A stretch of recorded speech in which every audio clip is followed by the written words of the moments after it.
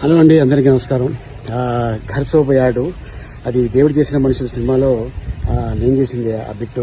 So ఆ బిట్లో అది Bombay company అది వాళ్ళు అది చేయమన్నారు, కానీ చాలామంది అది బాగాలేదు సార్, అది చాలా ఇబ్బందిగా ఉంది, తొందరగా అది మీరు డిలీట్ చేసేయండి అని చెప్పారు. కంపెనీ వాళ్ళు చెప్పారండి, డిలీట్ చేస్తారు. ఎవరికైనా బాధ కలిగి ఉంటే క్షమిస్తారని మనస్ఫూర్తిగా కోరుకుంటున్నానండి. Thank you so much. నమస్కారం. అలీగారు ఒక మాట విసిరే ముందు అది ఆయుధం అవుతుందో, అవమానం అవుతుందో, ఎదుటి వాళ్ళకి బాధ కలుగుతుందో ఆలోచించుకోవాలి. ఆయన క్షమాపణ చెప్పారు సరే, అసలు అటువంటి పరిస్థితి ఎందుకు? ఒక స్థాయికి చేరిన తర్వాత తమ మాటల పట్ల ఎంత జాగ్రత్తగా ఉండాలి అది తెలుసుకోవాలి కదా.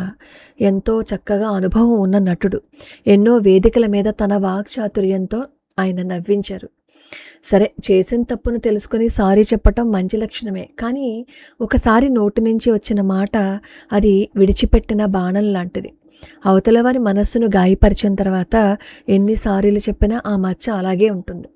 సోషల్ మీడియా యుగంలో మనం మాట్లాడే ప్రతి మాట రికార్డ్ అయిపోతుంది. కొన్ని ఏళ్ల తర్వాత కూడా అది మనల్ని వెంటాడుతుంది. అందుకే ముఖ్యంగా లక్షల మందిని ప్రభావితం చేసే సెలబ్రిటీలు వేదికల మీద ఉన్నప్పుడు తమ బాడీ లాంగ్వేజ్ అలాగే పదజాలం విషయంలో అత్యంత జాగ్రత్తగా ఉండాలి. మళ్ళీ మళ్ళీ వీడియోలు చేసి వివరణ ఇచ్చుకోవటం కంటే మాట్లాడేటప్పుడే ఆచితూచి వ్యవహరిస్తే అనవసరపు చర్చలకు తావు ఉండదు కదా.